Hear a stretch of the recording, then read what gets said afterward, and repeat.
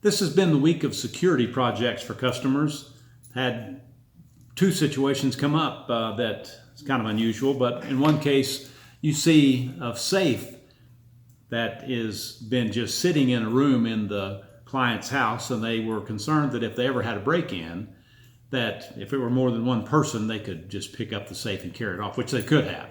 They wanted to see if there was a way that we could build it in to where it would make it somewhat more difficult for that to ever be taken out. So we placed the safe where they wanted it to go, and then I built a frame around it, secured it to the floor and to the walls, and secured the safe within that framework, covered it with plywood, and then sheetrocked it to make it blend in with the rest of the room. I mean, it still stands out as being a safe sitting there, but at least it's a situation that whoever was trying to consider taking that out would have to have some pretty serious tools with them to get into that. I told the clients that I built it, and I'm not sure how I would go about tearing it out, knowing even the way it's built. They'd have to destroy it completely to get the safe out of there, is sort of the point. Another customer I built office furniture for and some floating shelving asked me the other day if I could build a lockbox type of setup for her inside one of the cabinets, that the box would be secured to the cabinet frame, but accessible to having a door on the end of it that would open up, and then on that door we're going to put a little cam lock. Typically these are keyed, but in this case it has a combination on it, which is kind of a neat idea. And so I'm going to build just a little box, again, not nearly as secure as the safe in the other picture, but nonetheless better than nothing.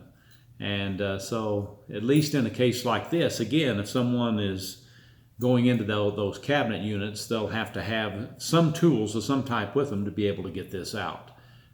So it provides some deterrent. All right, so we'll see how this project comes together. And I kind of like the idea. I've never thought of it myself, but I may have to do one or two of these for us here around our place. The box will be built out of black melamine, which is the same material I used to build all of the interiors of office furniture. That way the lockbox will blend in with the interior of the cabinet. I'm building the box out of 3/4 inch thick material and joining the sides together with glue and domino inserts. Now dowels will work equally as well, but the idea here is that this will make the box more structurally sound. One of the benefits of the domino style cutters is that once you work with the tool enough to figure it out, you can set up jigs to hold material you're going to cut so that it makes the process really quick. You also have adjustments for the size of the cuts, so the dominoes will either be really snug in the slots or can have some movement if you need that for your project. As I'm doing the dry fit, I'm realizing I may want to get the door built and completed before I glue the box up. The dominoes hold the structure of the box together well enough that you can trust the cuts you make of other pieces to fit once the whole box is constructed. So I'm putting a couple of screws in the hinges to get a rough idea of how my door is going to work. Now, because the side of the lockbox is going to go against the interior wall of the cabinet, and my cabinet door is going to cover the front of the box, I need to mount my door in this way, which will cause it to be offset from the edge of the box. I could have used a full 3/4 inch overlay hinge, and may do that in the future, which would have eliminated the offset, but this works fine for this installation inside the cabinet and allows the door to fully open. Now I just need to make a reference mark and then cut off my door to flush it out with the side of the lockbox.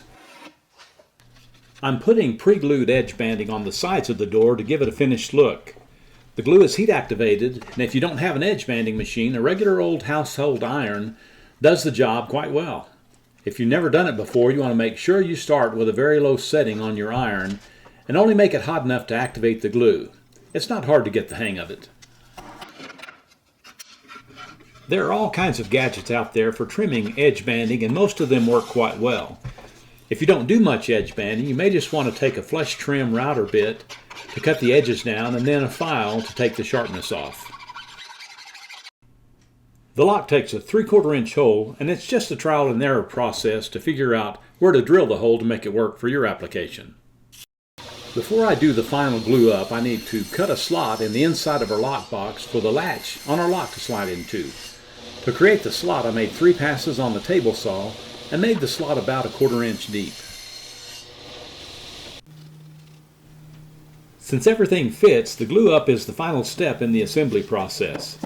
I mentioned a while ago that the domino cutter has settings that allow you to have a more tight fit or a more loose fit for when you need a little more room to move things around when you're assembling.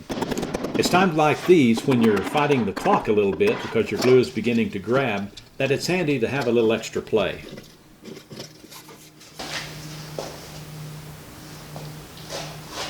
This is the finished lock box. Real simple operations on it. Just you turn the cam to the right to unlatch it, turn it back to the left to lock it. 3 numbers make up the code that allows the lock to open. This piece of material here just represents the inside of the cabinet, so once the box is placed in this case on the lower shelf of the cabinet unit, it'll be pushed up against the side of the cabinet, and then these holes here will allow me to take an extension bit and put a screw in and run it into the side of the cabinet that the side of the lock box is resting against. So that makes an easy installation, and again, something that's tough to take loose. I particularly just like the little cam locking mechanism as opposed to a key, so it works nicely. Seems like it's a pretty well built little lock as it clicks in place and clicks to open. So that's it. Home safe. I appreciate you taking the time to watch. Remember, there's always something going on around Dom's workshop. Check in every week or so and see what you may have missed. You can subscribe at the button on the bottom left corner, and don't forget to take a look at other videos on my channel.